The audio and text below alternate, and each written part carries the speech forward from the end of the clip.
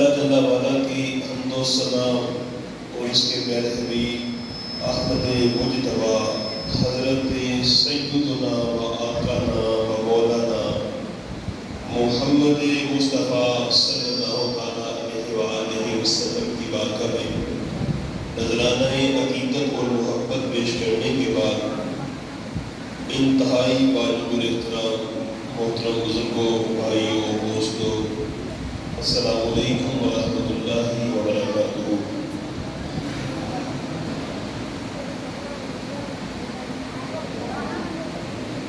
قرآن کریم کے اندر اللہ رب العزت نے ماں باپ کی عظمت اور شان کو بڑی تفصیل سے بیان کیا ہے، جو کہ ہمارے بھائی سبیدار صاحب، بھائی رضوان صاحب، بھائی صدق صاحب، ان کے والد گرامی دنیا سے تشریف لے گئے ہیں، جو ہماری مسجد کے ہمارے نمازی بھی تھے اور ہم سے بڑی محبت اور پیار کرنے والے تھے۔ آج آپ اور میں ان کے ساتھ ثواب کے لیے جمع ہوئے ہیں، تو والد کی عظمت اور شان کے حوالے سے چند معلومات پیش کروں گا، اور اگر آخر میں کچھ وقت بچا تو انشاءاللہ کوئی نہ کوئی حالات حاضرہ کے حوالے سے نصیحت پیش کروں گا۔ سب سے پہلے سورۃ بنی اسرائیل کی آیت مقدسہ، اس میں اللہ فرماتے ہیں وَقَضَىٰ رَبُّكَ أَلَّا تَعْبُدُوا إِلَّا إِيَّاهُ، تمہارے رب کا یہ حکم ہے کہ تم نے کسی کی عبادت نہیں کرنی الا إِيَّاهُ، صرف ایک رب کی عبادت کرنی۔ اور اللہ تعالیٰ نے اپنی عبادت کے ساتھ جس ہستی کا ذکر کیا ہے وہ ہستی آپ کے میرے والدین ہیں۔ ارشاد فرمایا وَبِالْوَالِدَيْنِ إِحْسَانًا، اپنے ماں باپ سے حسن سلوک سے پیش آنا ہے، خصوصاً اِمَّا يَبْلُغَنَّ عِندَكَ الْكِبَرَ، جب ماں باپ بوڑھے ہو جائیں، کمزور ہو جائیں، نحیف ہو جائیں، لاچار ہو جائیں، اِمَّا يَبْلُغَنَّ عِندَكَ الْكِبَرَ، جب بڑھاپے کی عمر میں ماں باپ تجھ تک پہنچے، فَلَا تَقُلْ لَهُمَا أُفٍّ، اس وقت ان کو اف تک نہ کرے۔ ان کے ساتھ احسان کرنا ہے، ان کو اف تک نہیں کرنا۔ وَلَا تَنْهَرْهُمَا، ان کو جھڑکنا نہیں ہے۔ وَقُلْ لَهُمَا قَوْلًا كَرِيمًا، جتنی اچھی بات قول کریم تیری زبان سے نکل سکے انہیں اپنے ماں باپ کے لیے نکالنا ہے۔ وَاحْفِظْ لَهُمَا جَنَاحَ الذُّلِّ مِنَ الرَّحْمَةِ، اور اپنے کندھوں کو رحمت کے ساتھ، محبت کے ساتھ، پیار کے ساتھ ان کے سامنے جھکا دینا ہے۔ پھر اپنے پروردگار کی چوکھٹ پہ مالک کی بارگاہ میں آ کے اپنا دامن پھیلا کے اللہ کی بارگاہ میں التجا کرنی ہے، دعا کرنی ہے، ربی، اے میرے پروردگار، ارحمہما، میرے ماں باپ دونوں پہ رحمت فرما، ارحم، تو رحم فرما، میرے امر کا صیغہ ہے، ارحمہما، ان دونوں پہ رحمت فرما، کما ربیانی صغیرا، تیری رحمت فرمانے کا انداز وہ ہو جو بچپن میں میرے ماں باپ کا میرے ساتھ تھا۔ سبحان اللہ۔ اب دیکھیں بچپن میں جو بچہ کم سنی کی عمر میں ہوتا ہے، 1-2 سال عمر ہوتی ہے، 3 سال عمر ہوتی ہے، ماں باپ کی توجہ چھوٹی اولاد کی طرف بہت زیادہ ہوتی ہے۔ ماں باپ چھوٹی اولاد کو بڑی محبتیں، بڑا پیار، بڑی عزت، بڑے لاڈ کرتے ہیں، اور اللہ تعالیٰ نے دعا کرنے کا ڈر بھی وہی سکھایا کہ جس طرح بچپن میں ماں باپ اولاد سے پیار کرتے الفاظ سے کرو، یا اللہ جب میں چھوٹا تھا، لاشعوری کی عمر میں تھا، مجھے شعور نہیں تھا، مجھے پتہ نہیں تھا، مجھے علم نہیں تھا کہ میرے ماں کے دل میں ممتا کے جذبات کیا ہے، میرے باپ کے دل میں فطری جذبات کیا ہے، لیکن یا اللہ تیری کشف فلک نے وہ نظارہ دیکھا کہ باپ کے دل کے اندر کیا محبت ہے، جس انداز میں بچپن میں ماں باپ میرے ساتھ پیار کرتے تھے، یا اللہ آج باپ دنیا سے چلا گیا، آج ماں دنیا سے چلی گئی، جس انداز میں وہ پیار مجھ سے کرتے تھے آج تیرے پاس ہے، اس انداز میں تو ان کے ساتھ پیار کر، سبحان اللہ، سبحان اللہ، تو ان کے ساتھ پیار کر، تو ان کے ساتھ محبت کر. یہ انداز ہمیں قرآن سکھاتا ہے. عزیز دوستو، اب تو قرآن پاک کے بعد حدیث پاک کی طرف آتے ہیں. کریم آقا صلی اللہ تعالیٰ علیہ وآلہ وسلم آپ نے ارشاد فرمایا، یہ ترمذی شریف کی حدیث پاک ہے. آپ نے فرمایا رضا ربی فی رضا الوالد وسخط ربی فی سخط المالک. تمہارے رب کی رضا تمہارے والد کی رضا کے اندر چھپی ہوئی ہے، اور سخط ربی فی سخط المالک، اور تمہارے رب کی ناراضگی تمہارے والد کی ناراضگی میں چھپی ہوئی ہے. اگر باپ ناراض ہے، باپ نہ خوش ہے، تو یہ سمجھ لو کہ تمہارا رب نہ خوش ہے. ماں باپ غلط بھی ہو تو شریعت کہتے ہیں کو غلط نہ کرو. ماں باپ خطا پر بھی ہو. ہمارے ہاں عرف کے اندر ایسا ہوتا ہے کہ بچے جب جوان ہو جاتے ہیں ان کی ذرا توجہ ماں کی طرف ہو جاتی ہے، باپ کو اگنور کرتے ہیں، روپیہ پیسہ بھی بھیجتے ہیں تو ماں کو بھیجتے ہیں، خرچہ پانی بھی دیتے ہیں تو ماں کو ذرا دیتے ہیں. وہ سمجھتے ہیں کہ ماں ہماری محبت کی زیادہ مستحق ہے. باپ کے ساتھ بڑھاپے میں بیگانوں والا سلوک کیا جاتا ہے. وہ بیچارہ اپنا بڑا مشکل وقت گزارتا ہے، ٹائم سے کسی نے اس کو کھانا نہیں دینا، اس کو کسی نے کپڑے دھو کے نہیں دینا، اس کو کسی نے عزت کے ساتھ کر کے بلانا بھی نہیں. مرنے کے بعد تو لوگ بڑے بڑے قدم دلا لیتے ہیں تاکہ معاشرے میں ہماری نام اونچی ہے، لوگ ہمیں عزت دیں، لوگ ہمیں پیار کریں، لوگوں کو پتہ چلے بھائی یہ باپ سے بڑی محبت کرنے والے تھے. لیکن جب باپ جیتا ہوتا ہے تو لوگ اس کو عزت دینے کا والا نہیں کرتے. وہ اپنے گھروں میں پردیسیوں کی زندگی گزار رہا ہوتا ہے، اس کے درد کو کوئی سمجھنے والا نہیں ہوتا. وہ بیمار ہو جائے تو اٹھا کے اس کو ڈاکٹر کے پاس لے کے جائے. وہ پریشان ہو کوئی اس کے دکھ سننے کے لیے تیار نہیں ہوتا. وہ بہن بھائیوں سے لڑتا ہے تو اپنی اولاد کے مستقبل کے لیے، وہ معاشرے سے لڑتا ہے تو اپنی اولاد کے مستقبل کے لیے.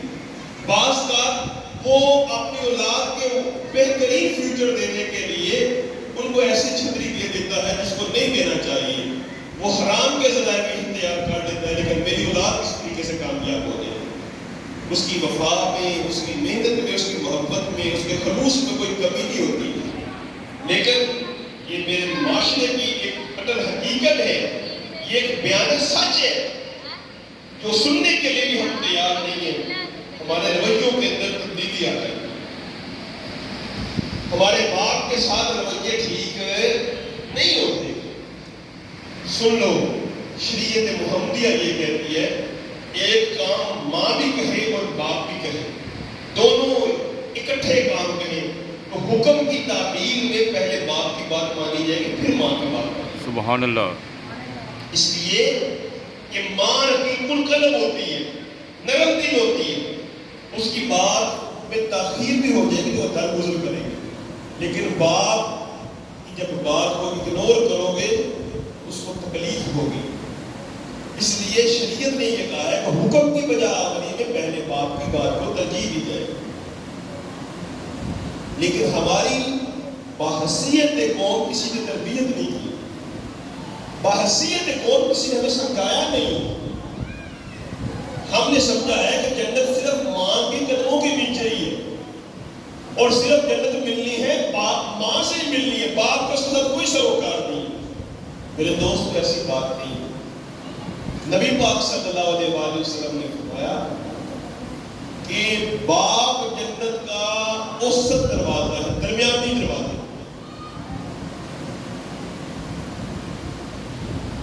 اگر باپ ناراض ہے تو سمجھو رب ناراض ہے، رب بھی ناراض ہو اوسط دروازہ بھی بند ہو تو بندہ جنت میں کیسے داخل ہو سکتا؟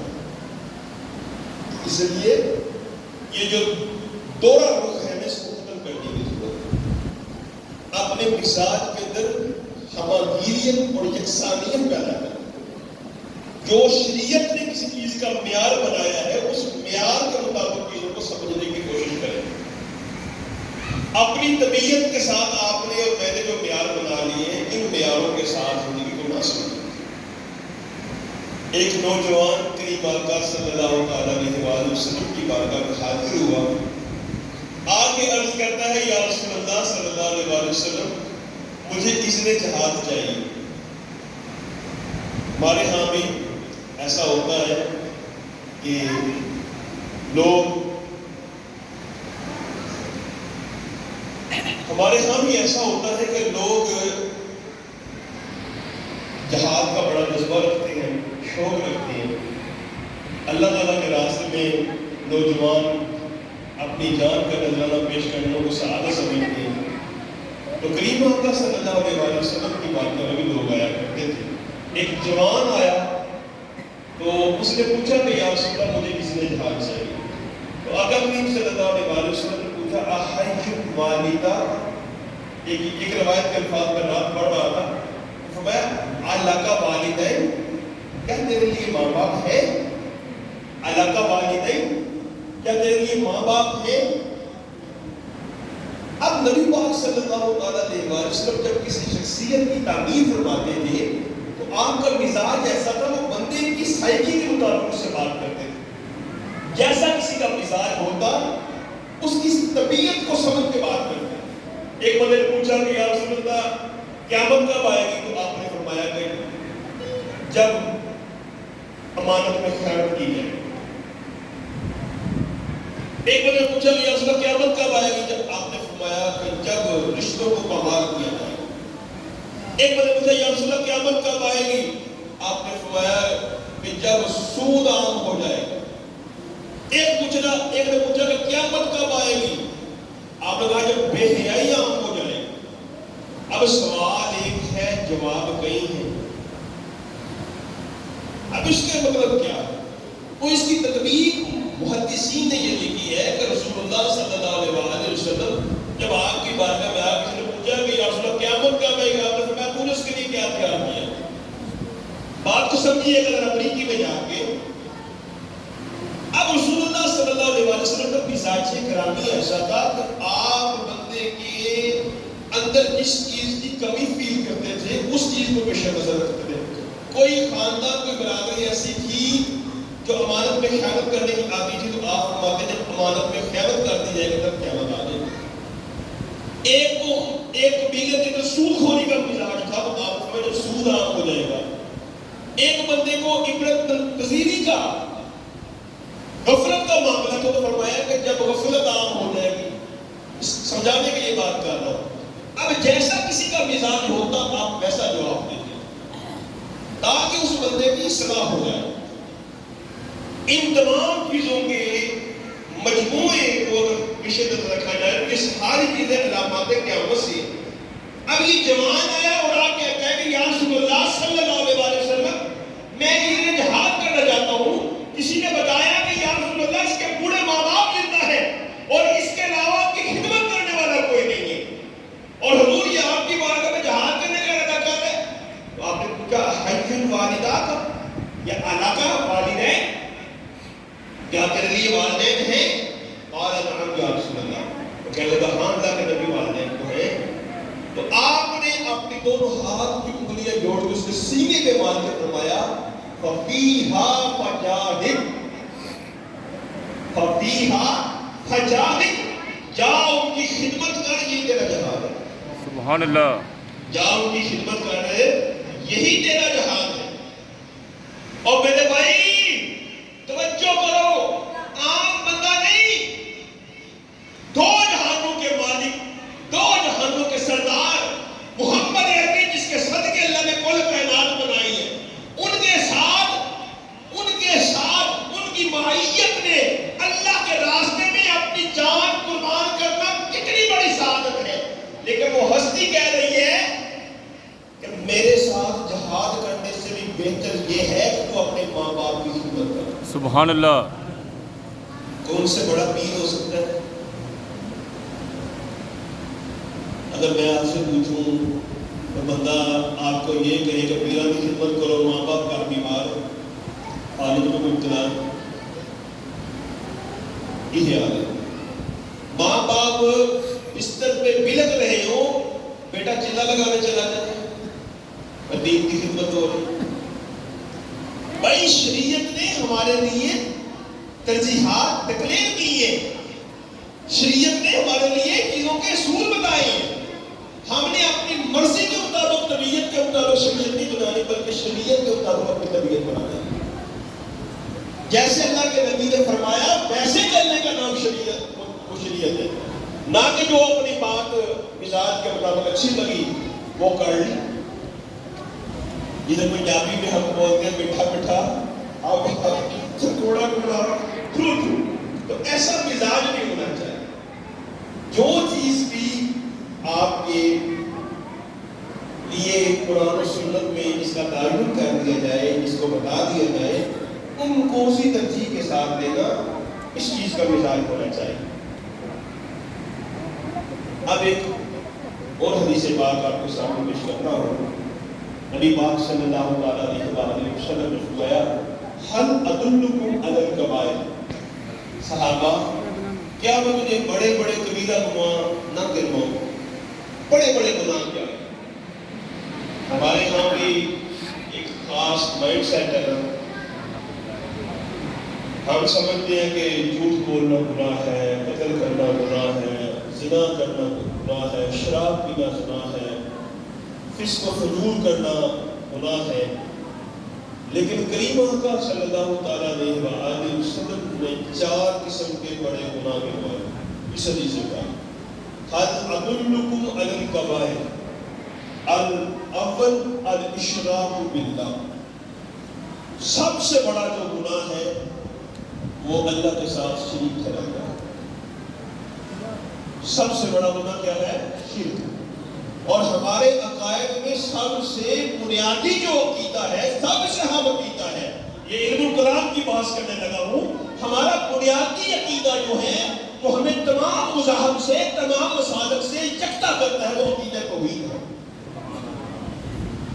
توحید میں آپ جتنے خالص ہوں گے، جتنے آپ توحید میں خالص ہوں گے، اتنا آپ کا عمل پاکیزہ اور ستھرا ہوگا۔ آپ کے عقیدے کی بنیاد اور جڑ جو ہے وہ عقیدہ توحید ہے۔ تو شرک کی لعنت سے اپنے آپ کو پاک رکھیں۔ جب ماں باپ کی عظمت کی بات آئی تو اللہ نے فرمایا وَقَضَىٰ رَبُّكَ أَلَّا تَعْبُدُوا إِلَّا إِيَّاهُ، تمہارے رب کا یہ حکم ہے، یہ فیصلہ ہے، اللہ تعبدو، تم نے کسی کی عبادت نہیں کرنی، الا ایہ، صرف اللہ کی عبادت کرنی، صرف اللہ کی عبادت، صرف اللہ کی بندگی، صرف اللہ کی بارگاہ میں جھکنا ہے۔ یہ عبادت کے بعد اولین جو ساتھ جوڑ کے ذکر کیا وہ وَبِالْوَالِدَيْنِ إِحْسَانًا، اپنے ماں باپ سے احسان کرنا۔ شیخ فخر الدین رازی نے تفسیر کبیر کے اندر یہ لکھا، یہ فخر الدین رازی بہت بڑے ہمارے امام ہیں، امام غزالی، فخر الدین رازی اور ابن رشد، شیخ امام احمد بن حنبل، امام شافعی، امام اعظم ابو حنیفہ اور امام مالک، سفیان ثوری، عبداللہ بن مسعومی، یہ بڑے بڑے ہمارے شیخ ہیں، بڑے بڑے ہمارے بزرگ ہیں، جن کو اللہ تعالیٰ نے بڑا علم، بڑا فضل، بڑا کمال عطا فرمایا۔ یہ فخر الدین رازی نے ایک تفسیر لکھی ہے اور علم الکلام کے حوالے سے بڑی معتبر تفسیر ہے، اس بات کو अभी अजान होती है, अजान के बाद फिर थोड़ी बात करूँगा इंशाअल्लाह, फिर पूरी जमात होगी और जमात के बाद इंशाअल्लाह बात करेंगे। अजान पढ़ो।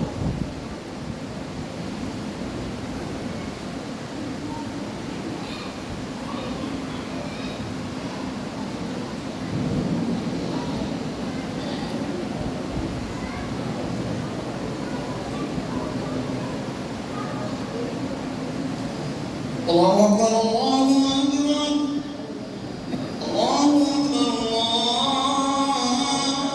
Akbar. Ashhadu an la ilaha illallah.